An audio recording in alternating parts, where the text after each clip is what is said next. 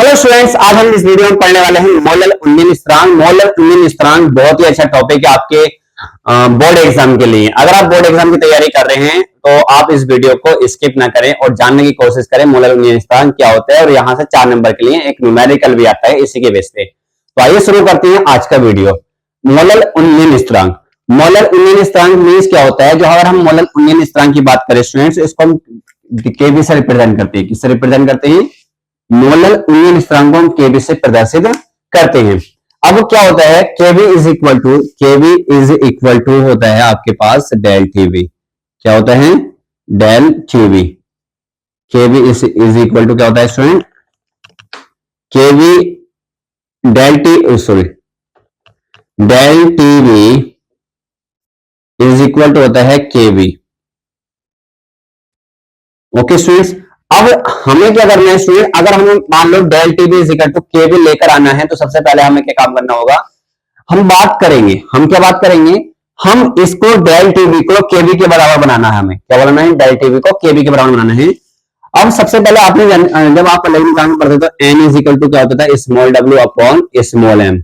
N क्या होता था? बिले के मोलों की संख्या, स्मॉल डब्ल्यू बिले का भार और स्मॉल एम क्या होता था? बिले का अविभाज्य, जो कि यहाँ पे भी मेंशन किया गया है। ठीक है। अब सबसे पहले अगर मान लो मैं n की जगह 1 रख लेता हूं, अगर मैं small w upon small m की जगह वैल्यू 1 ले लेता हूं, 1 मोल ले लेता हूं, तो ये एक फॉर्मूला निकल कर आएगा। ठीक है, क्या फॉर्मूला निकल कर आएगा? यहां पे समझिए आप, del TV is equal to हो जाएगा 1000, ठीक है, और multiply KV multiply small w और स्मॉल m की वैल्यू तो 1 है, यहाँ पे 1 ही लिखो। ठीक है, अपॉन कैपिटल W।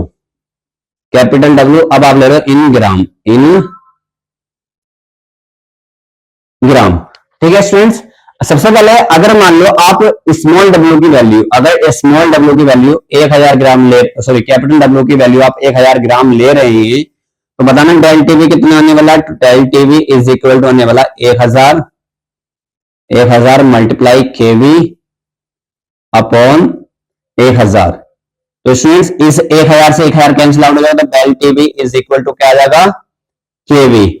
अब यही मैंने आपको बताया कि भाई आपको del TV is equal to क्या लेकर आना है? केवी लेकर आना है। तो del TV is equal to K B तो आ गया, लेकिन अब हम कैसे बताएं मोलर उन्नीन स्थिरांक की परिभाषा क्या होती है?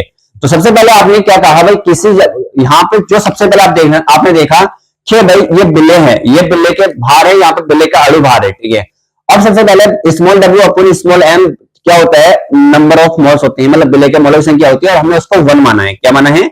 1 मोल लिया है। क्या लिया है हमने? बिले के मोलों की संख्या कितनी ली है? 1 मोल ली है। सबसे फिर हमने इसको सोल्व किया तो यहाँ पे इसको सोल्व करने के बाद 1000 और ये आया। ठीक है, लेकिन अगर हम ब्लैक का भार 1000 ग्राम ले लेते हैं, कितना ले लेते हैं? 1000 ग्राम ले लेते हैं, तो सोल्व करने के बाद ये वाली फॉर्म आ जाती है। तो मोलर उन्नीन स्थिरांक की परिभाषा को आप जानने की कोशिश करेंगे, बहुत ही इंपॉर्टेंट डेफिनेशन है और ये आपके एग्जाम में भी आती है। ठीक है, मोलर उन्नीन स्थिरांक क्या होता है? जब किसी विलायक के, तो यहाँ पे W की वैल्यू कितनी है स्टूडेंट? सबसे पहले आपको पता चल गया होगा कि भाई W की वैल्यू है 1000 ग्राम। कितनी है? 1000 ग्राम। और 1000 ग्राम किसके बराबर होता है?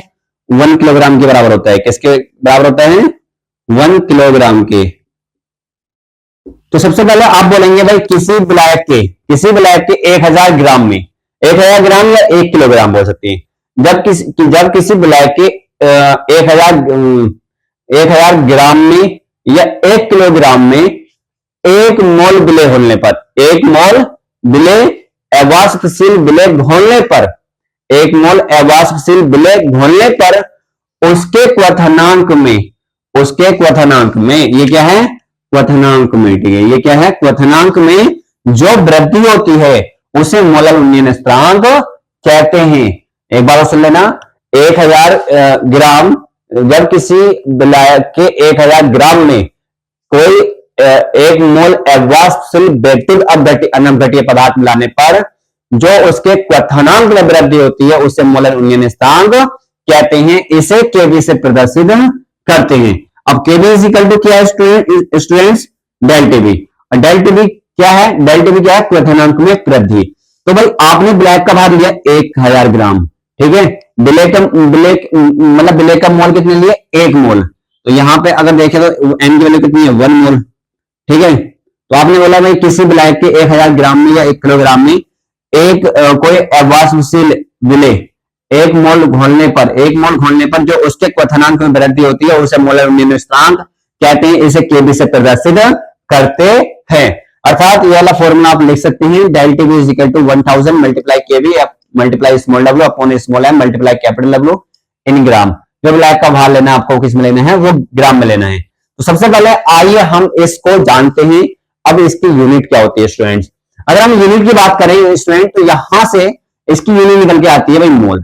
अगर मैं मान लो केबी की वैल्यू निकालू, केबी की वैल्यू अगर मैं निकालने की कोशिश करूं यहां से, तो केबी इज इक्वल टू ये सब मल्टीप्लाई में चला जाएगा और यहाँ पे डिवाइड में आ जाएगा। ठीक है, तो आप इसकी यूनिट यहां से निकाल सकते हैं भाई, इसकी यूनिट निकाल सकते हैं आप कि भाई K B is equal to del T B okay multiply small M multiply capital W और स्मॉल डब्ल्यू, ठीक है, मल्टीप्लाई 1000।